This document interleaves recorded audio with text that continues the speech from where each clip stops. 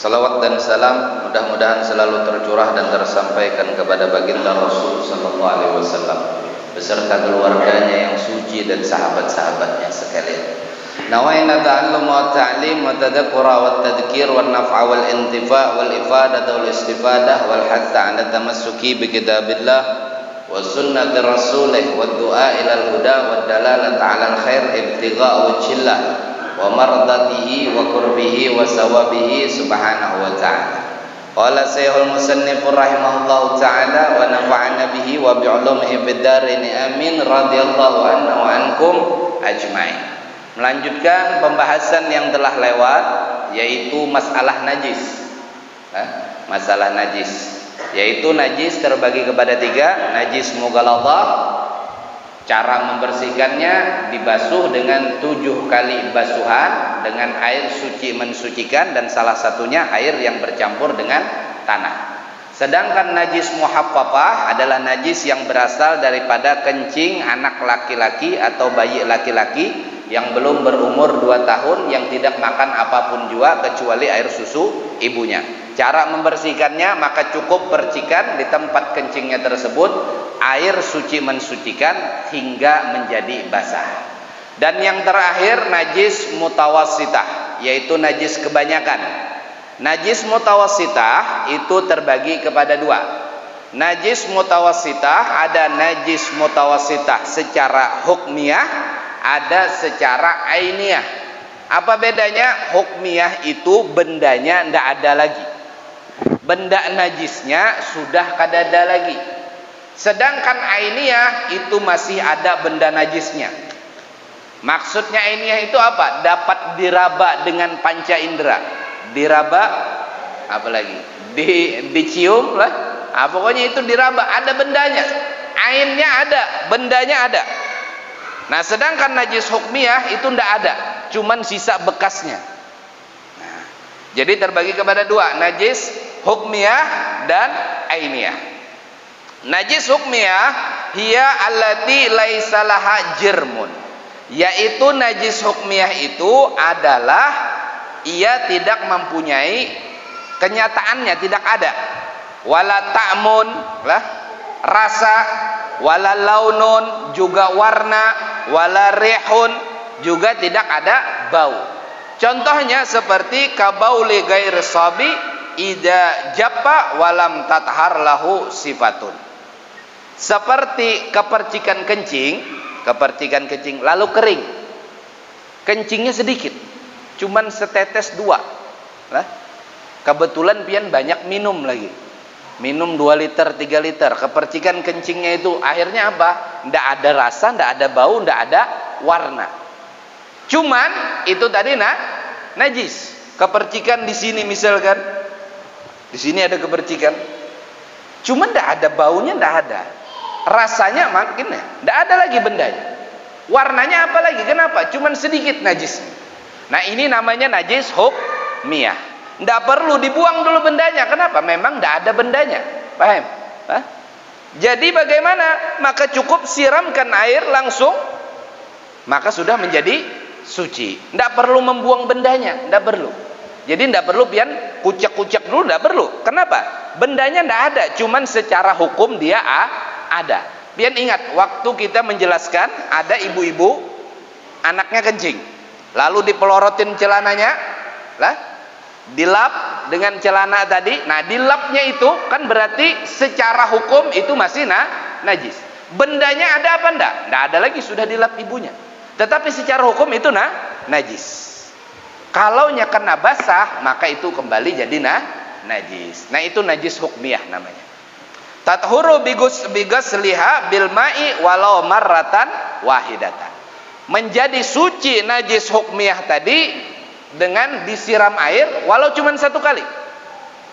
Disiram air walau cuma 1 kali. Kenapa? Tidak ada benda, tidak ada warna, tidak ada rasa, tidak ada bau. Disiram 1 kali, suci sudah. Paham? Yang kedua, an-najasatu ainiyah, yaitu najis yang ada bendanya.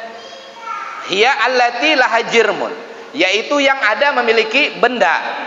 Au ta'mun, ada rasa. Au launun, ada warna. aurehun atau bau, kalgaid seperti kotoran, kotoran manusia, kotoran binatang lah, kalgaid. Waraus, kotoran hewan. Kotoran gaid itu kotoran manusia, waraus kotoran hewan. Wadam, abadam, darah. Darah itu najis. Nah, makanya habis motong sapi, nah ini pot darahnya muncrat, jangan dibawa sholat. Kenapa? Najis. Apalagi darah yang ada di dalam situlah dikumpulkan, dikumpulkan terus didiamkan sampai membeku jadi dedeh. Nah ini jelas najis. Apa itu? Darah. Memakan najis apa hukumnya? Haram. Jual beli najis pun tidak boleh. Najis dijual. Tahi sapi misalkan dijual sebagai pupuk, tidak boleh jual beli. Lalu bagaimana? Cuman saling mengganti saja. Tidak ada jual beli. Saya belilah tahi sapi ini. Apa hukumnya? Najis, itulah najis. Nah, tidak boleh jual beli. Nah, ini darah tadi najis. Memakan najis apa hukumnya? Haram. Memakan najis atau mengotori ke badan secara sengaja najis, haram tanpa ada sebab apapun. Makanya khamar itu najis, diminum haram hukumnya. Khamar minuman keras. Walqeh apa? Nanah, darah nanah. Walqeh muntah. Nah, ini muntah juga najis. Kenapa najis? Dari dalam perut. Muntahnya itu dari dalam perut, dan dalam perut itu kan bercampur dengan kotoran. Jadi pian kalau muntah, wah, cuci dulu mulutnya. Kenapa? Mulut pian najis. Pian punya anak kecil lah, nyusu, kebanyakan nyusu, muntah dia. Bagaimana hukum muntahnya? Najis. Kenapa? Dia dari dasar perut. Lalu ada lagi air liur. Nah, ini perlu diperhatikan, air liur. Orang tidurnya perutnya lebih tinggi daripada mulutnya, akhirnya keluar air liur. Air liurnya bukan berwarna bening, keruh dan berbau. Nah, ini bagaimana hukumnya? Najis, karena air liur tersebut berasal daripada dalam perut. Cuman kalau bening, jernih, nah itu enggak, itu dari sini. Air liur manusia dari sini. Bagaimana hukumnya? Kalau yang dari sini hukumnya tidak najis. Sedangkan yang keruh, bau, nah itu hukumnya najis. Kena pakaian, cuci pakaiannya. Wal muskiri, benda-benda memabukkan. Wal muskiri wal ma'i, benda-benda cair yang memabukkan. Khamar, minuman keras, tuak, arak, topi miring, lain sebagainya. Selama itu memabukkan, maka itu adalah najis hukumnya. Komik kebanyakan, lah itu kebanyakan, salah penggunaan lah. Komik diminum, satu gelas gini diminum lah. Kan ada orang sekarang itu batuk, enggak katanya, banyak komik diminum lah, obat batuk itu. Yang dimaksud itu adalah memang benda-benda yang memang dibuat untuk hal-hal yang memabukkan. Kena pakaian, itu adalah hukumnya najis. Itu tadi hukumnya najis. Wal madi itu cairan bening, lengket, keluar dari kepada kemaluan laki-laki ataupun perempuan ketika syahwat, madi keluar. Nah, ini bagaimana hukumnya madi? Najis. Wal wadi juga najis. Nah, ini tunggu dulu lah, ibu-ibu jangan pikirannya macam-macam. Wadi najis, berarti ini iwak wadi, iwak samu itu semua ini najis, buang aja sudah. Maksudnya ini bukan wadi, nang itulah. Itu tuh iwak lah, iwak. Walaupun itu kan bangkai lah. Iwak itu tidak ada bangkainya. Yang ada bangkai itu binatang yang seharusnya disembelih tidak disembelih. Ayam mati itu bangkai. Najis apa enggak? Najis. Lah, sapi mati tidak disembelih, bangkai. Najis apa enggak? Najis itu, tidak boleh dimakan. Tetapi kalau iwak lah, samak wal jarat, ikan dan belalang itu tidak perlu disembelih. Pian melihat di sungai timbulan putih iwak, ini najis, ini bangkai, maka ada apa-apa. Kalau itu aman, pian makan tidak masalah. Kenapa? Ikan dan belalang itu tidak ada hukumnya bangkai. Artinya apa? Tidak perlu disembelih. Adalah orang haruan, sembelih dulu. Nah, ini baru dimakan. Tidak ada lah. Cuma yang dimaksud wadi di sini lain, wadi iwak itu lain. Yang dimaksud wadi di sini adalah cairan yang keluar dari kemaluan karena sebab kecapean ataupun karena sebab mengangkat yang berat. Jadi ketika sebelum kencing ataupun atau lain sebagainya keluar cairan putih kecoklatan. Ada yang pernah angkat berat, nah itu biasa ada keluar cairan putih kecoklatan. Nah ini namanya wadi, keluarnya dari kemaluan juga. Nah ini hukumnya juga najis. Wal maitah, bangkai apa saja kecuali anak Adam lah. Wal maitah bijami'i ajzaiha, dengan seluruh anggotanya. Maksudnya gimana? Bangkai ada minjangan mati lah, minjangan mati di hutan, pian dapat bangkai kan, itu tanduknya bagus kan, tanduknya bagus, ambil aja lah tanduknya, kan dagingnya kada kau diambil, tanduknya bisa dipakai sebagai hiasan. Bagaimana hukum tanduk tersebut? Najis. Kenapa? Itu bangkai. Anggota tubuhnya maka semuanya itu pun menjadi najis. Maka seperti itu pula hukumnya lah binatang yang hidup lalu terlepas anggota tubuhnya. Binatangnya masih hidup lalu terlepas anggota tubuhnya. Binatangnya tadi apabila misalkan dia adalah binatang yang boleh dimakan, maka yang terlepas daripada tubuhnya bukan najis. Ayam masih hidup, kalau disembelih boleh dimakan.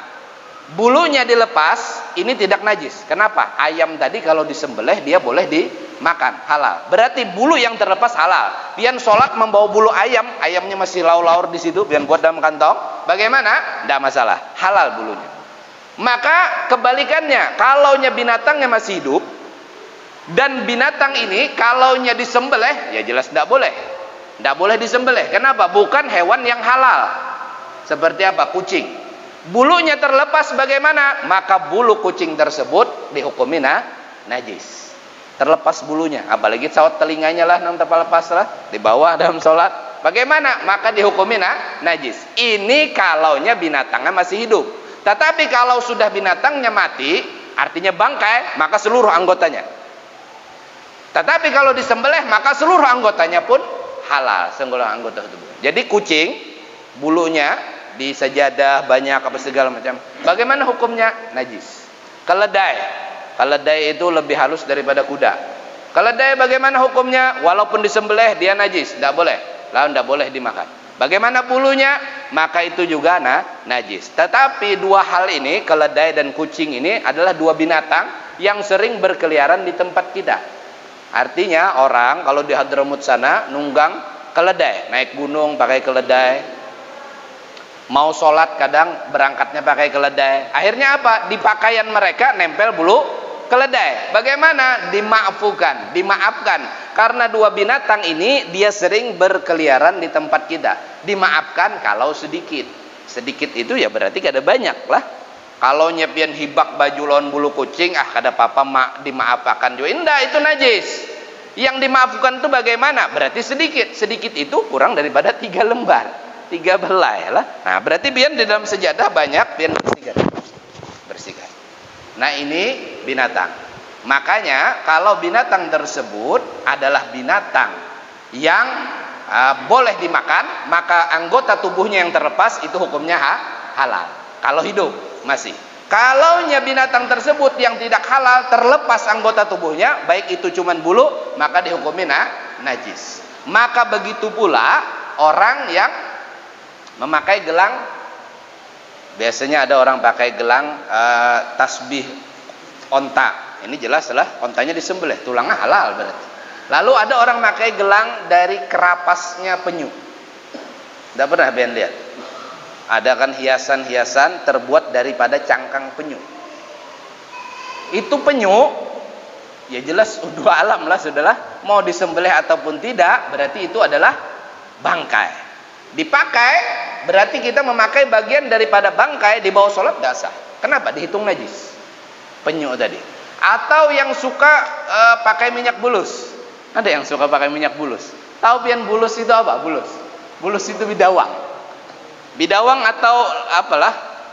Labi-labi. Kura-kura lama. Ujar orang Banjar bidawang, kura-kura lama, lain sebagainya itu bidawang. Ini makhluknya dua alam jelas. Lalu kan orang berulah minyak bidawang itu ditangkap, disembelihnya, wallahualam disembelih atau kadalah, lalu diolah, dimasak sampai jadi minyak. Pian pakai minyaknya, kenapa? Gatalan di tangan. Imbah mandi makai, lah imbah baudu memakai. Nah ini najis. Kenapa? Karena itu tadi sesuatu daripada bangkai. Minyak bidawang tadi. Apalagi minyak buaya lah, jelas-jelas itu tadi. Nah itu tadi. Jadi berikutnya najis mutawasitah itu bangkai dengan segala anggota tubuhnya. Illa maitatal adami wasamak wajarat. Kecuali bangkainya anak Adam. Ini bukan bangkai lah, namanya mayit. Anak Adam itu tidak bangkai, tidak apa-apa, disentuh lain sebagainya. Wasamak wajarat, begitu pula ikan dan belalang. Ini tidak ada bangkainya. Makanya tadi tetamu papuyu mati lah di setrum orang. Ah ini kada apa-apa. Walabanin hayyin wala yukalu lahmuhu. Dan air susu daripada makhluk yang hidup yang tidak boleh dimakan dagingnya. Seperti apa? Seperti keledai tadi, susunya ada susunya.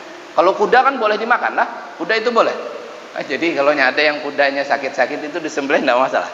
Nah kuda itu boleh dimakan. Tetapi kalau keledai, ada keledai, ada bigal. Bigal itu peranakan keledai dan kuda, itu bigal. Nah, lalu ada keledai. Keledai itu punya susu. Bagaimana susunya? Maka susunya dihukumi najis pula. Lalu ada gajah punya susu, maka susunya dihukumi najis pula. Susu kuda liar ini halal. Kenapa? Kuda boleh dimakan. Kuda boleh dimakan. Atau kucing ada susunya lah. Nah ini tidak boleh, najis. Gaira adami kecuali susu anak Adam. Nah kalau anak Adam tidak masalah dimakan, tidak diminum lah. Wal juz'il munfasil min hayawanin hayy gaira adami wasamak wal jarat. Dan bagian yang terputus, terpisah daripada hayawan yang hidup. Seperti yang kita jelaskan tadi, kalau hewannya boleh dimakan, maka yang terlepas adalah tidak najis. Kalau hewannya tidak boleh dimakan, maka yang terlepas hukumnya najis.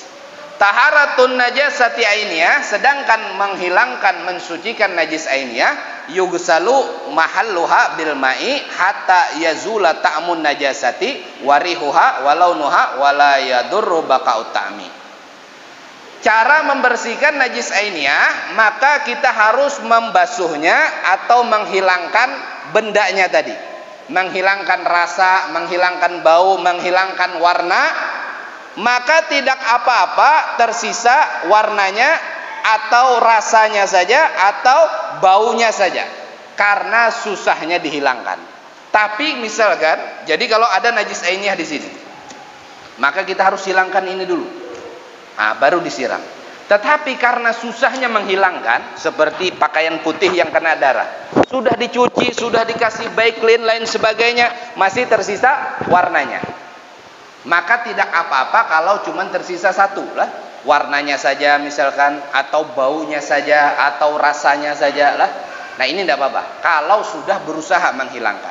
Lalu setelah itu maka cukup siram dengan air suci mensucikan, maka sucilah najis ainiyah tadi. Dan yang terakhir taharatul hamri, yaitu mensucikan khamar, minuman keras.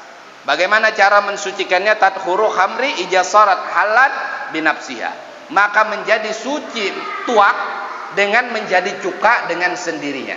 Artinya khamar itu tidak bisa menjadi suci kapanpun juga, kecuali dia menjadi cuka. Ya, apa tuak itu kan dari aren lah, nira aren. Tuak itu dari nira aren. Karena kelamaan dia jadi tuak. Kelamaan lagi jadi cuka. Nah, bagaimana ketika jadi cuka itu jadi suci sendirinya. Begitu pula mensucikan bangkai.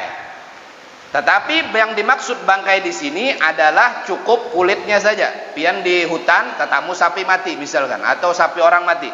Sayang sapi ini, ambil kulitnya, lumayan bisa bikin dauh lain sebagainya. Maka itu disamak. Disamak. Nah, maka disamak bagaimana hukumnya? Maka disamak tidak lagi menjadi bangkai, maka hilang kenajisan tersebut. Wallahu